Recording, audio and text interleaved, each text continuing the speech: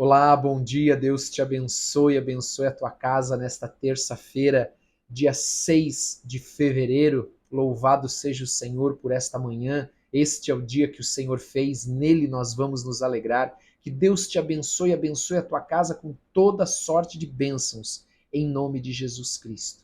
Quero te convidar a abrir aí a sua Bíblia em Atos dos Apóstolos, capítulo de número 25. Enquanto você encontra, nós vamos orar. Senhor, em nome de Jesus, nós queremos te agradecer por esta palavra. Pedimos que o Senhor nos dê entendimento e compreensão para praticarmos, para vivermos a tua palavra e fazermos sempre a tua vontade em nome de Jesus Cristo. Dá-nos, Senhor, do teu Espírito Santo, em nome de Jesus. Amém e amém. Amém. Glória a Deus. Nós vamos ver agora o capítulo 25 de Atos dos Apóstolos. E no capítulo 24, no final do capítulo 24, nós vimos que Paulo estava já há 2 anos em Cesareia, estava preso em Cesareia, e quem governava naquele tempo era Félix. Depois de 2 anos, Félix ele é substituído por Pórcio Festo, e ele é colocado, e Paulo continua preso porque Félix e Festo queriam agradar aos judeus. Então mantém Paulo preso porque Paulo era muito odiado pelos judeus. Os judeus eles queriam realmente a morte de Paulo. Então, para agradar os judeus, eles mantiveram Paulo preso, mesmo após Félix ser substituído por Festo, no governo da província. E aí então diz que depois de 3 dias que ele assumiu, que Pórcio Festo assumiu o governo daquela província, ele sobe de Cesareia, que era o local onde era ali a morada do governo, do governador, ele vai até Jerusalém. E é o que está aqui no versículo 1 do capítulo de número 25 de Atos dos Apóstolos. O que nós vemos de interessante em toda essa jornada de Paulo, enquanto ele é preso ou ele é mantido em cárcere, né? Nós vemos que o propósito de Deus era que Paulo fosse para Roma testemunhar a respeito de Jesus Cristo, o Evangelho da Paz. Mas nós percebemos principalmente que eu entendo que é algo precioso que nós vemos aqui nessa prisão de Paulo, onde nós podemos ler e pensar assim, puxa, mas parece que esse assunto ele permanece, ele não muda, ele não evolui. E não é assim que acontece muitas vezes em áreas da nossa vida, parece que elas não estão andando, não estão evoluindo. Nós, se fôssemos nós olharíamos para essa situação e pensaríamos assim: Paulo já deveria ter ido para Roma, mas Paulo já estava ali em Cesareia há 2 anos depois que ele foi preso em Jerusalém, enviado para Cesareia para ter a sua vida guardada, protegida dos judeus pelo comandante chamado Lísias. Então ele fica 2 anos lá em Cesareia, enquanto quem governa é Félix. E agora Félix é substituído, na verdade ele é deposto pelo imperador, foi isso que aconteceu. E ele é substituído e Festo assume agora o governo da província e ele mantém Paulo preso. Então Paulo continua naquela mesma situação, mas é propósito de Deus. Deus está agindo ali, Deus está fazendo, Deus está movendo. Nós não estamos vendo muitas vezes. Será que eu estou fazendo alguma coisa errada? Paulo lá poderia estar dizendo, puxa, mas será que eu já não deveria estar em Roma? Será que eu já não deveria estar lá pregando a palavra, testemunhando a respeito de Jesus? E ele continuava preso em Cesareia. Cesareia era uma cidade litorânea. Então, muitas vezes nós, ou você, pode estar questionando isso a respeito da tua vida. E nós percebemos aqui, nesse caminho de Paulo, o grande apóstolo Paulo, eu vou usar esse termo, passando por uma situação onde ele está lá, aparentemente com a sua vida estagnada, aparentemente não produzindo nada, amém? Mas ele está lá dentro do propósito de Deus, ainda que aos seus olhos nada esteja acontecendo. E diz que 3 dias depois de ter assumido, Festo sobe a Jerusalém, e a primeira coisa que acontece quando ele chega em Jerusalém, os principais sacerdotes e os maiorais dos judeus lhe apresentaram queixa contra Paulo e lhe solicitavam. Versículo 3, pedindo como favor, em detrimento de Paulo, que o mandasse vir a Jerusalém, armando eles ciladas para o matarem na estrada.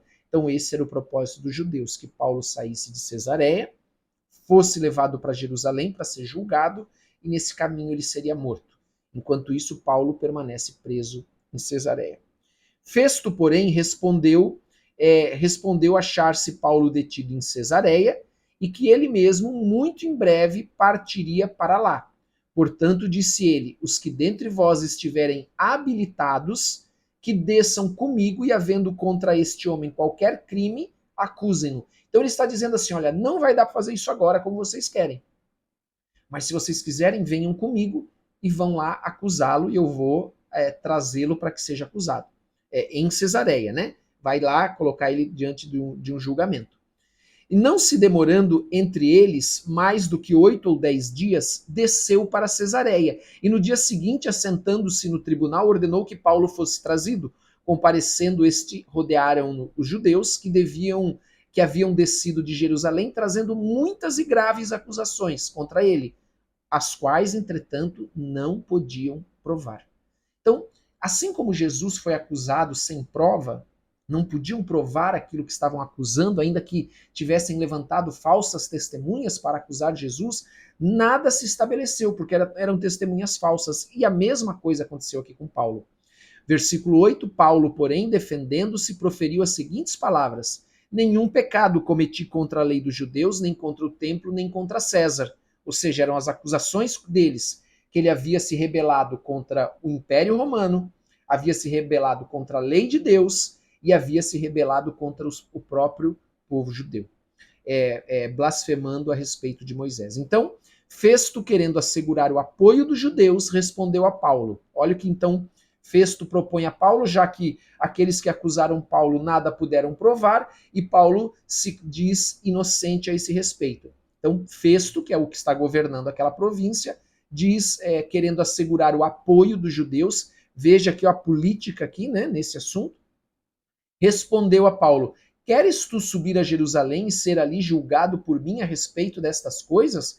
Então, veja, aquele governador estava disposto a fazer o que os judeus queriam para ter o apoio desses judeus e para que houvesse paz naquela província, para que ele ficasse em paz com Roma também, porque qualquer rebeldia, qualquer rebelião, desculpe, é ele que seria cobrado pelo imperador romano. Então, ele faz essa proposta para Paulo, de ele ir para Jerusalém, e Paulo, no versículo 10, responde: estou perante o tribunal de César, onde convém que seja julgado. Nenhum agravo pratiquei contra os judeus, como tu bem sabes. Caso, pois, tenha eu praticado algum mal ou crime digno de morte, estou pronto para morrer. Se, pelo contrário, não são verdadeiras as coisas de que me acusam, ninguém para lhe ser agradável, então ele está falando, veja, a Festo, dizendo, olha, ninguém para ser agradável, não adianta você querer ser agradável aos judeus, agradar os judeus e me enviar para Jerusalém, pode entregar-me a eles. Então Paulo diz assim, apelo para César. Então Festo, tendo falado com o conselho, respondeu, para César apelaste, para César irás. Então você percebe que Paulo ficou 2 anos aguardando a ida dele para Roma, para que aquela palavra que ele recebeu do próprio Senhor, que apareceu para ele em visão, dizendo que ele convinha que ele fosse a Roma para testemunhar, 2 anos ainda que já se passaram desde aquela visão. E Paulo continua em Cesareia. Muitos cristãos, quando recebem uma promessa, eles querem que seja como por exemplo, essa cultura do imediatismo, como a comida instantânea, como o micro-ondas, que apertar um botão já acontece. Não, não é assim que Deus trabalha. Então, muitos querem que quando uma promessa de Deus ou uma palavra de Deus lhes é dada, ela se cumpra imediatamente. Mas nós vemos aqui Paulo aguardando já 2 anos para que a palavra de Deus se cumprisse na sua vida. Com paciência aguardando no Senhor. Com paciência, aguardando que a promessa de Deus se cumprisse na sua vida. Assim como ele, nós precisamos aprender a ter paciência, a aguardar com fé. E, amados, aguardar com fé não é fácil. Não é fácil ter paciência e aguardar e esperar no Senhor e confiar no Senhor. Mas é assim que o Senhor nos pede, é assim que com fé nós devemos andar. esperando e aguardando pacientemente no Senhor até o momento em que a sua palavra se cumpra nas nossas vidas, porque a palavra de Deus, ela não pode falhar. Esta palavra que Paulo recebeu do Senhor, de que ele iria a Roma, não poderia falhar, porque o Senhor não é mentiroso, o Senhor não é homem para que minta, nem filho do homem para que se arrependa, para que mude de opinião. O Senhor, ele não muda de opinião. Então, quando nós lemos na palavra de Deus, e a palavra de Deus que nós temos aqui, esta palavra, ela é para mim e para você, nós devemos aguardar nela pacientemente até que ela se cumpra. E como que nós aguardamos? Como nós mostramos que estamos aguardando? Não é aguardar simplesmente fazendo qualquer coisa, de qualquer maneira, esperando que a promessa se cumpra. Ou aguardar fora dos caminhos do Senhor. Não, o Senhor disse que vai fazer, então eu vou fazer o que eu quiser, andar do jeito que eu quiser, do jeito que eu acho, do jeito que eu penso, que uma hora a promessa vai se cumprir. Não, não é assim que funciona. Existem sempre condições. Por exemplo, aquele mandamento que diz amará, que nós devemos amar os nossos, nós devemos honrar pai e mãe durante a nossa vida, né, o quarto mandamento, honrar pai e mãe, ele tem uma condição, ele tem uma bênção, mas essa bênção está atrelada à condição de amar pai e mãe, para que te vá bem e prolongue os teus dias sobre a terra. É isso que diz este mandamento, né? Honrarás o teu pai e tua mãe para que te vá bens e se prolongue os teus dias sobre a terra. Então nós sabemos que toda a promessa ela está atrelada ao mandamento. Então, como é aguardar na palavra? Como é aguardar para que a promessa de Deus se cumpra na nossa vida? Andando na própria palavra, perseverando na palavra, vivendo a palavra todos os dias. Por isso que você sempre me vê falando como pastor que nós precisamos andar e praticar a palavra de Deus. Não há outra forma de seguir o Senhor. Não há outra forma de andar nos caminhos de Deus, não há outra forma de que as promessas de Deus se cumpram nas nossas vidas, andando na sua palavra. Então Paulo, ele permaneceu em Cesareia, fiel à promessa, fiel à palavra, andando, continuava firme, perseverando no caminho do Senhor, sem murmurar, sem reclamar, guardando a sua boca, até que a promessa se cumprisse na sua vida. E então agora nós vemos que esta promessa está caminhando para o desfecho de se cumprir na sua vida. Nós vemos que nesse mesmo capítulo, na sequência, aparece aqui a figura de duas pessoas muito importantes naquele tempo. Quando vem o rei Agripa, e Berenice Agripa é o filho, é o último Herodes, é Herodes Agripa II, ele é o último filho, é o último dessa dinastia de Herodes. Ele é filho do rei Agripa I, Herodes Agripa I, que ele matou Tiago, né? Sentenciou Tiago à morte e prendeu Pedro, que por sua vez ele é sobrinho de Herodes Antipas, que é aquele que cortou a cabeça de João Batista. É isso? É, Herodes Antipas, exatamente.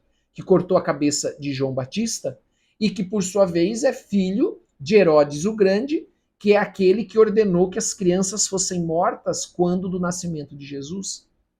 Então, nós vemos aqui essas duas figuras que aparecem, aonde Paulo agora vai testemunhar para eles, e eles vão também declarar a mesma coisa. Não vejo nesse homem nenhum crime. E não havia nenhum crime na vida de Paulo, mas mesmo assim Paulo continuava preso e aguardando que as promessas de Deus se cumprissem. Ele aguardava pacientemente. E nós temos que aprender com Paulo, aprender com essa importante passagem do livro de Atos dos Apóstolos, que parece algumas vezes até repetitiva, mas mostra a paciência, a perseverança e as promessas de Deus se cumprindo na vida daqueles que seguem o Senhor, que andam com o Senhor e que lhe obedecem. Amém? Quero te convidar a fechar os teus olhos que nós vamos orar. Pai, em nome de Jesus Cristo, nós queremos nos prostrar diante de Ti, nós queremos nos render aos Teus pés nesta manhã, porque não há Deus semelhante a Ti. Tu és o único Deus, o Deus verdadeiro, e nós nos rendemos diante do Senhor, nos humilhamos e beijamos os Teus pés nesta manhã, porque nós reconhecemos a nossa dependência absoluta do Senhor. Perdoa, Senhor, os nossos pecados nessa manhã, assim como nós perdoamos aqueles que nos têm ofendido. Nos abençoa, Senhor, nesse dia que está começando.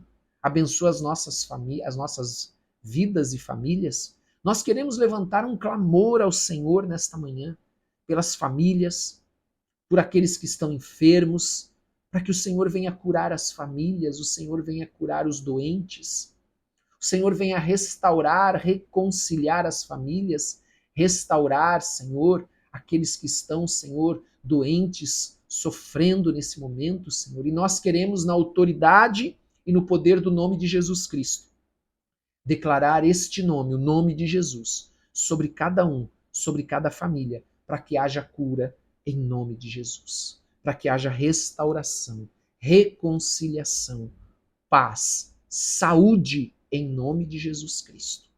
Pai, nós oramos também pelo trabalho do teu povo, para que nesse dia o Senhor possa abençoá-los em tudo que eles fizerem, em nome de Jesus. Também oramos por proteção.